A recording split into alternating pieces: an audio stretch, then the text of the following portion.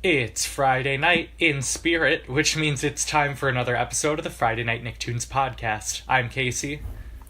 And I'm Ashli. Sorry guys for this one being a little bit later, but with all of our travel and, well, I guess my travel and all of our scheduling and stuff, it was a little difficult and, you know, we needed a break from all of the seeing each other so much, but last time we had our 100 episode pizza party episode where we discussed all of our favorite things about the podcast, did some trivia.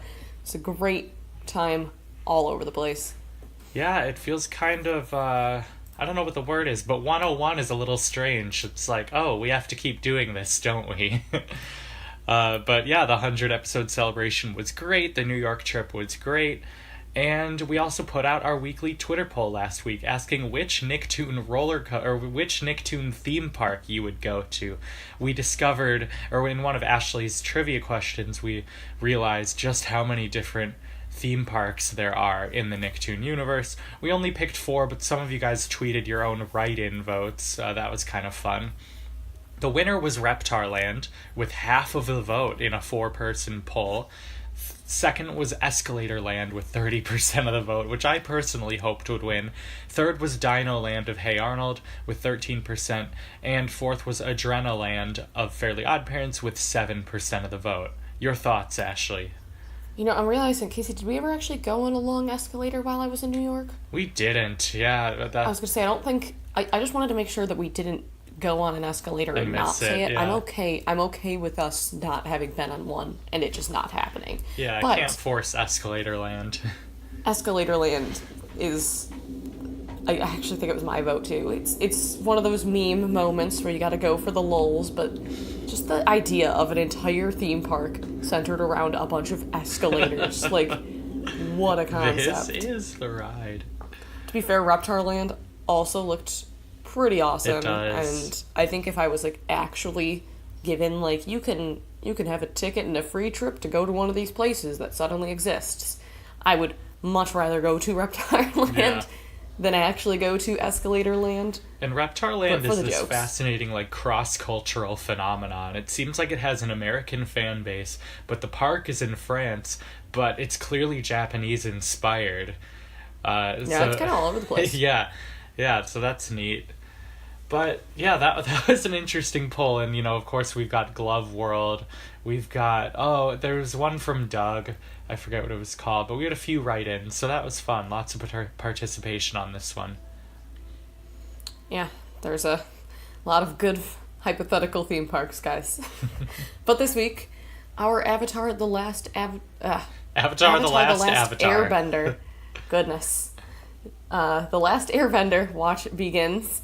We've been anticipating this one for a long time, so I'm glad we're finally getting there, guys. It'll be a good one. We are going to make sure that we are spoiler-free the whole way through, because I think some of you guys will probably be watching this for the first time, and I think it's a good reason to watch the show if you haven't. Again, there's so much good stuff in there. Definitely worth it.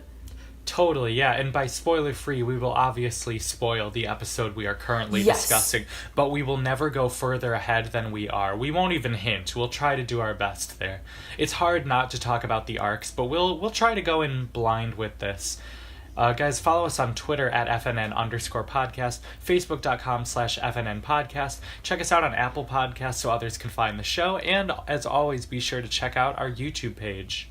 And with that, thanks so much for tuning in. Now let's get started. From the Nicktoon Animation Studio in Hollywood.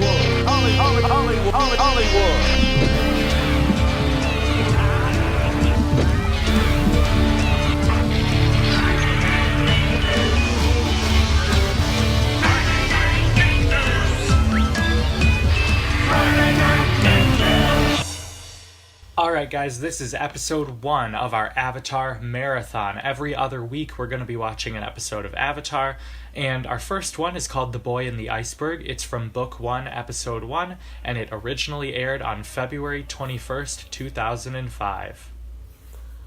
And we're going to do our best to give you guys a little bit of a longer synopsis on all of these Avatar episodes here, so bear with me here.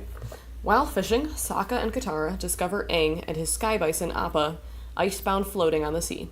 After freeing them, they discover that Aang is an airbender from the air nomads, a race of people assumed to have died out 100 years before. When he goes with them to the water tribe, he does not reveal that he's the avatar that has the ability to bend the 4 elements. The avatar is reincarnated and is the only one who could prevent the Fire Nation from conquering the world. Meanwhile, Zuko, the banished prince of the Fire Nation, is patrolling the seas in search of the avatar. Also, while exploring an abandoned Fire Nation ship, Katara tells Aang about the war that has been going on for the past 100 years, and they accidentally set off a light beam in the ship, alerting Zuko to the village. So, kind of end on this this end note of knowing that Zuko is sort of aware of where the Avatar is at, and it's a little unsettling, to be honest. Totally. Well, Ashley, I think we should kick off our discussion with a brief look at the theme song, if you could even call it that, the recurring introduction to this show. I think it's really incredible. It is, and it's also the very first one we get is extended from the normal one, and it's a little bit off, right? Because she hasn't actually met Aang yet, right? Or kind of. She doesn't know that he's the Avatar yet, but she's like, I believe the Avatar's out there somewhere, and that he can save the world. So she's kind of in the dark here. Well, why would it be different, Ashley, if we haven't seen beyond this episode? All right, look. I don't think that's too much of a spoiler. No, it absolutely isn't. Everyone knows that. And I believe Aang can save the world. Oh, the music in this show is just incredible. Everything changed when the Fire Nation attacked. Yes. Like, you haven't been on the internet if you don't know that. Right. Or like whenever you see a list of 4 things, they usually caption it like, long ago the 4 nations lived in harmony. Yes. So, no, I think it's beautifully done. Every single time I watch an episode, I have to watch that intro, and it gets me pumped. Like, the little lead-in with the music, you're just like, oh yeah, Avatar's happening right now. I'm so in this. I am so pumped. And that's how I felt this time, too. And Katara is such a great... I think she serves as the viewer's perspective into the show. Like, she's smart, she cares about the action that's happening. Not that Sokka doesn't, but, like, I think the viewer is supposed to put themselves in Katara's eyes, in a way. Yeah, no, I agree with that. And it kind of helps with that lead-in with her giving this narration every episode. Mm-hmm. Admittedly, this first episode, it's a very good exposition, but there's not a whole ton of action. You're kind of given some insight, though. I think... there's like a couple of moments where it's a little bit lead-in-ish, right? Like a little bit like, ever since Mom died, you've been like a little, here's a plot point that we are letting you know. But it's natural enough, but... It's not as bad as the Game of Thrones pilot where Jaime's like, and you, my sister. It's just like, oh, come on. Like, that's just not how people talk, but yeah, I think it's great exposition. It's also, I don't know if this is spoilery or not, but it's funnier than I think the show ends up being. Or maybe sillier is the right word. There's some more lowbrow comedy. There's a lot of animal stuff, which there is throughout the show, but I feel like they lay it on especially thick in this first episode. Yeah, I think in general, too, that the first season or so of the show is a little bit more lighthearted. Mm-hmm. And again, I don't think that's too spoilery. And it grows to be a little bit different throughout, and I won't obviously get into the whys of that, but I do think that we do get this sort of more lighthearted feel here. We've got penguin sledding, and again, a lot of it too. I think Aang is just I like how much of a child he is. Yeah, he's still a kid, and he's got a heavy burden that he hasn't fully revealed, but he is still this lighthearted. He's just a kid, and so is Katara, but Katara and Sokka have sort of been forced to grow up a lot faster than they would have liked with their mother gone, and Katara certainly had to take on a maternal role in her family. Yeah, she does it well, but where was I going with this? But we are kind of, we're with this girl who's grown up too soon, and this kid who was gone for 100 years, and I I don't actually remember if it's explained exactly how he ended up in that iceberg, to be honest with you. We get the flashback, right, where he's running from, I think he's running away and we don't know why yet. And there's a storm, and him and Appa get, like, swallowed up by a wave and they start sinking. And then his eyes light up, and that's kind of our first clue that there's something special about Aang. Well, besides the fact that he survived in an iceberg for 100 years. But his eyes light up, and we see him create the ice that... Right. I think it's even at the start of the second act, where you come back from commercial break and you're seeing a flashback. I want to say that's what happens. In his dream, too. He's, like, dreaming this flashback. Right, and so we can understand it's a flashback, but it also could be a dream, but also how else would he have gotten there? So he's running away, we don't know why or from what, but yeah, he goes into the ocean, it's a horrible storm. And yeah, he disappears for 100 years, which is coincidentally how long the Avatar has been gone. Yes. He also, Katara's like, oh, do you know what happened to the Avatar? And he's like, no, I knew people who knew him, but... I've used that line so many times. Oh, I don't know. I know people that know them, but I don't know them. Yeah. And it's understandable, I think. And, you know, again, we'll get in all the details of it, but we recognize at least that the Avatar is this very important person and that he's just a kid. Mm-hmm. And that's a lot of pressure on a kid to have to hold that weight, especially when he kind of finds out more, too. He finds out there's this war between the nations. Mm-hmm. He was like, no, everyone was fine when I got in the iceberg. I don't know. Everyone was getting along. And so it's kind of since he's been gone, things have fallen apart. One thing that I think the show does astoundingly well over its whole run is ease in the fact that Aang has to come to grips with losing everyone he ever knew. And, like, you could go the Futurama route with it, where Fry kind of gasps and then he's like, I didn't like those people anyway, which is a really funny way to handle it. But even then, Fry still deals with it in pretty emotional, tough ways. And so does Aang, but they don't hit him with everything right away, because that would just be too much. Yeah, and yeah, I mean, it's one of those things, too. I think they just kind of say, like, no one's seen an airbender in 100 years, but they don't necessarily say because they've all been killed off, they're all gone. Like, he's got to know in some way, right? Like, it's 100 years, and even if they hadn't been killed off, you'd imagine that most of them would be gone after 100 years anyways, but... Right. Yeah. He hasn't quite, I think, processed that yet. Like... And that's good. We don't need that right away. I thought that was a strong choice. Yes, agreed. And we also... Sorry, go ahead. We do get introduced to the concept of bending itself, because we have grown up on this show, and it's like bending is as simple as breathing to us. It's like, oh yeah, there are benders. But before it was a concept, it was pretty wild, and they take the time. Sokka kind of calls it her, like, water games or whatever. He's like, you just do your stupid magic tricks or whatever, and she's like, it's not magic, it's an ancient art form that's been passed down from generation to generation. Like, she gives us that exposition in the form of an angry rant, and it's while Sokka's making fun of her that she throws this temper tantrum, and she ends up kicking up a storm with her water bending, which then reveals the iceberg near their home on the South Pole. Yeah, and it's a fun moment from there. We get, of course, Aang's wake-up moment of, wanna go penguin sledding with me? And he does the SpongeBob thing, like when he rips his pants. Come closer. I need... Yes. Yeah. It's like... we also get an introduction to two other very important characters, which is Prince Zuko and Iroh.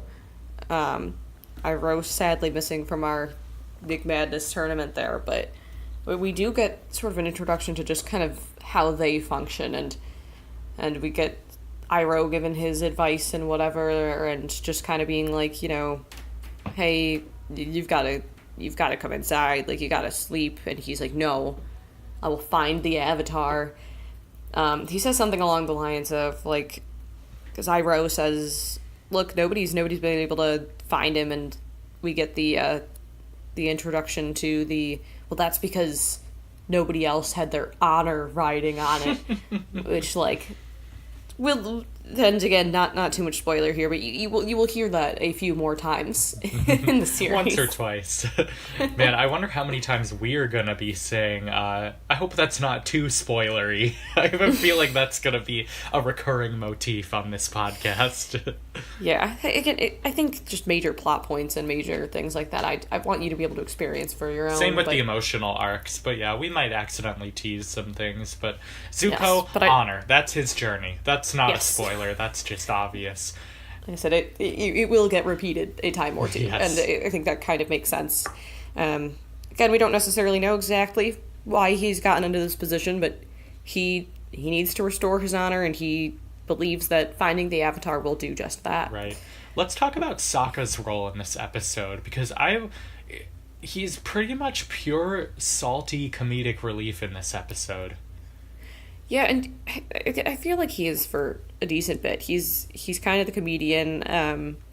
We'll get into different emotional arcs with him throughout, but he's definitely in this episode, he's just this sexist kind of joker guy who's kind of dealing with Katara, and he's the funny one, she's the serious one, to make it super simple. Pretty but that's bold kind of how that's laid out. In Katara's rant against him as she's kicking up waves, she calls him sexist. And for a first episode of a show in 2005, I feel like that was kind of a bold move, and I'm glad they did, because he was being sexist. And Yeah, I can't remember exactly what he said, but it was something like, I don't know, like something about like for a woman or for a girl or something that was literally sexist. Right. And yeah, she goes, I remember like as soon as he said it, I could feel like, oh, Katara's not going to take that. Katara is, I think without a doubt, a literal feminist icon. Yes. She is so strong and kind and excellent. The more I think about it, I consistently underrate her on this show, because you take her for granted. And when you really think about what a graceful, kind, and powerful character she is, it's pretty astounding, because it's subdued compared to the other more colorful personalities. Yeah, no, she is phenomenal. All of the characters are, and I do think that this is a good kind of starter episode here. We do get introductions to their personalities pretty quickly. I will say, again, it's also really nice to have a fantasy world where where people of all nations are all races, generally. Like, it's like the way they construct race in the show is really interesting, because in a lot of fantasy worlds, it's either all white or, like, the bad guys have darker skin, the good guys have lighter skin, and I like that that's totally mixed up in this. Yeah, I've always thought it was a little off, because, like, the water tribes that live on the poles would more likely have fairer skin. That's I'm gonna true, let it but you wonder, because the Avatar team has such intense lore backing up their work, like, you wonder if there was a migration that the water tribes did. Totally might be, because they had to separate at some point, because they're on the North and the South Pole. Right. And I don't know enough about all of the lore, so I'm guessing there's some rationale there. Yeah, they don't leave a whole lot of loose ends for you, which is nice. What else is there to say about this episode? Appa. We get introduced to Appa. Oh, yes. Appa, and it's kind of funny, too. He's like, yip, yip, Appa, and I think it's partially just, he just got to the iceberg, whatever, and he just kind of, like, starts swimming as slowly as possible. And Sokka already doesn't believe that he can fly, so Aang is kind of like, this doesn't happen, he usually flies, and then he does, and it's beautiful, and Sokka freaks out. We also get the first sort of taste of Aang being kind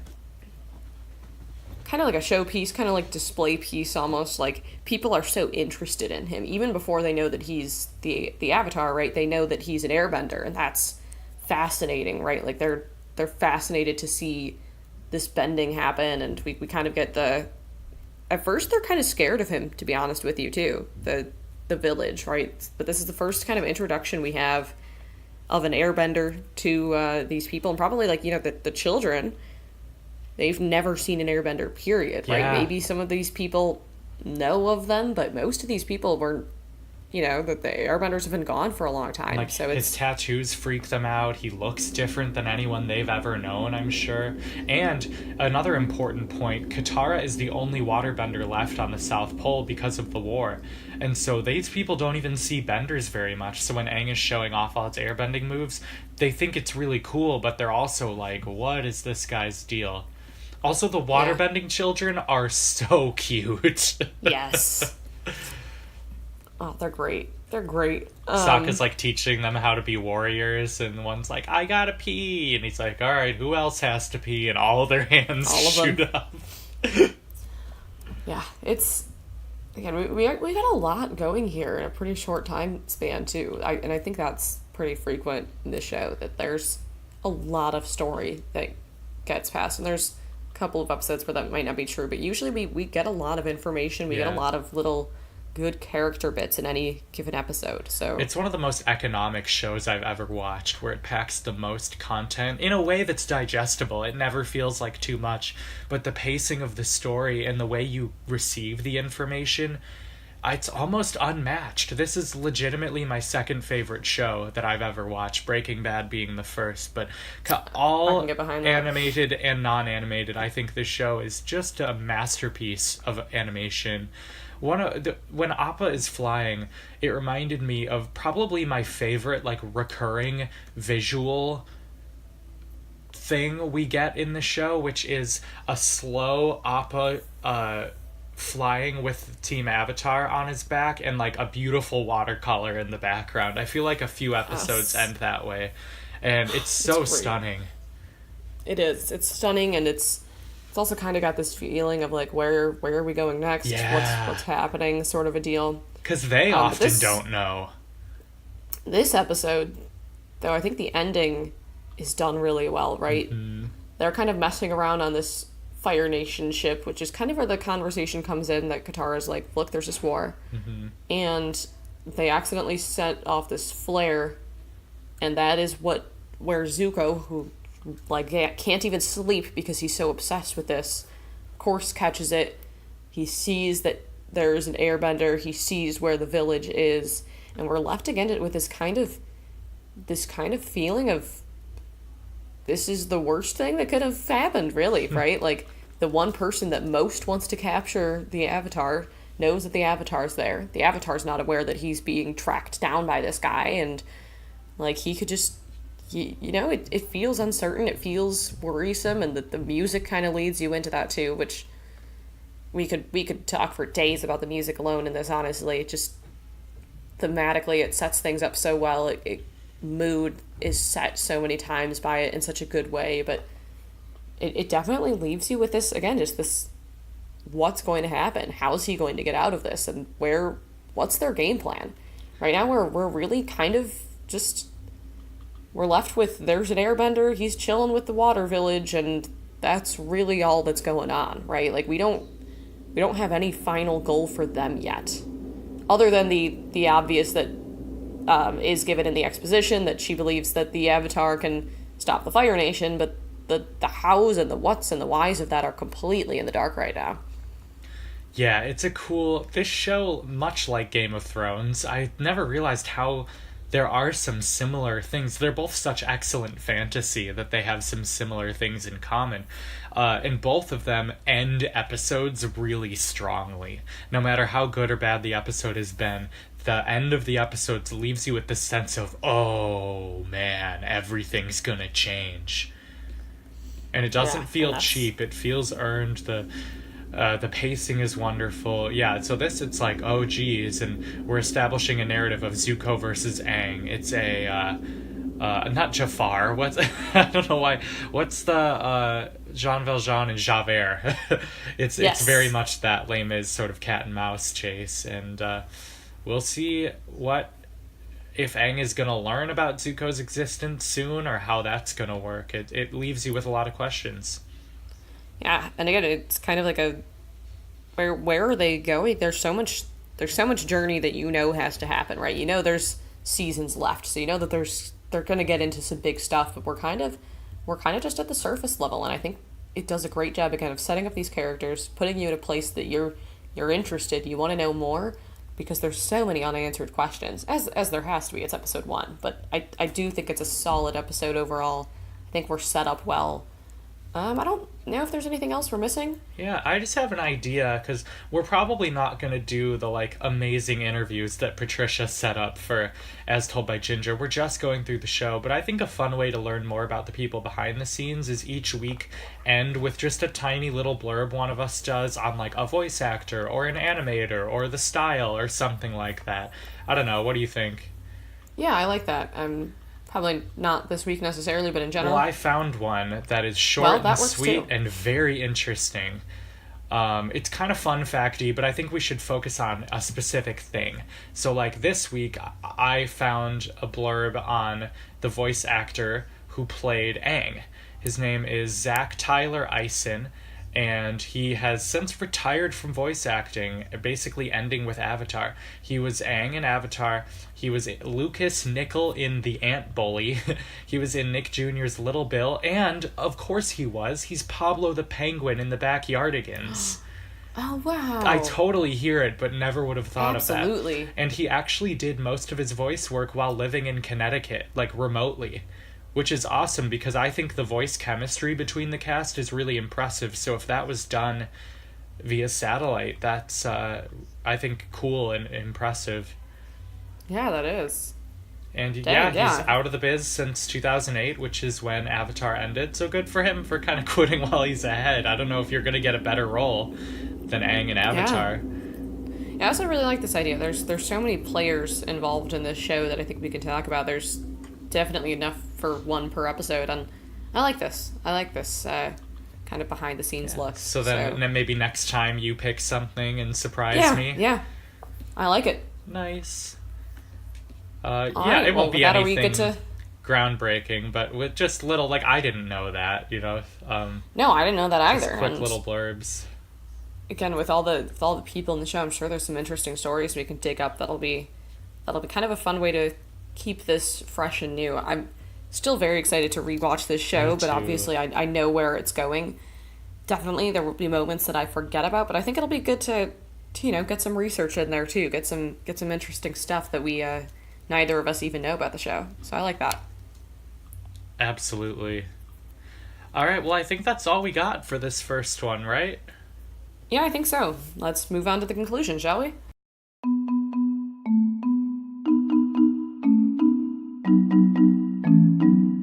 Alright guys, our Twitter poll for this week is pretty simple here. Just which kind of bender would you want to be? Air, water, earth, fire. And I honestly don't know which one I'm going to pick. There's a lot going on here. I guess if you genuinely have not seen anything of the show, all we've seen thus far is water and air.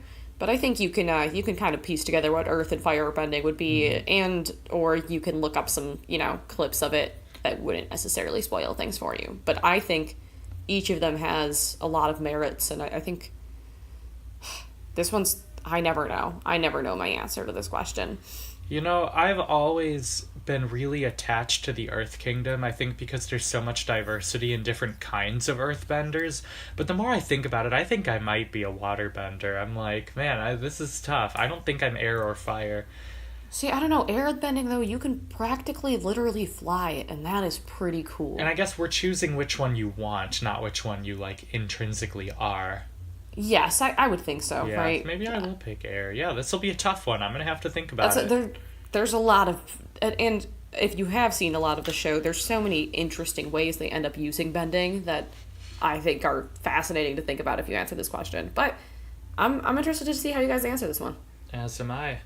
All right, guys, and next week, the episode has already been recorded, and some of you might have listened to it already. We discussed the SpongeBob musical live in New York City on a YouTube live stream. This was a pretty spoilery discussion, and we addressed that at the beginning. So if you anticipate seeing the SpongeBob musical and you don't want plot things spoiled, don't listen. We will say the plot is pretty much there's nothing absolutely shocking about it. So if you don't think you'll see it, we recommend checking it out, and hopefully it's a fun way to experience it for yourself from afar. And yeah, we did stream this live, but we will be releasing it as a podcast on Friday. We're gonna do some finagling and edit in a new intro and conclusion so that we can do the Twitter poll and all that, but the main body will be pretty much the exact same from what we did in New York. Yeah, it was definitely a blast to be out there and doing that, so I'm excited that if you didn't catch it live, we do have it up. You could watch it there, but I'm excited to get it out to our broader audience. I think you'll have a lot of fun with it. I think for a lot of people, the prospects of seeing a musical aren't necessarily super high, so it'll be a good way to get filled in on it. All that being said, we do have a Twitter, a Facebook, YouTube, Apple Podcasts. Find us on all of those. And speaking of YouTube, I'm going to create a new playlist. So I'm going to keep uploading these as normal to our YouTube page, but I'm going to, like Patricia did with We're in Between, I'm going to create an Avatar watch through playlist. I'll come up with some catchy title for it. Still got to think about it, but yeah, so you should bookmark those, whatever you want to do, so that you can have all of the Avatar discussions in one place. All right, guys, thank you so much for tuning in, and we'll see you next week.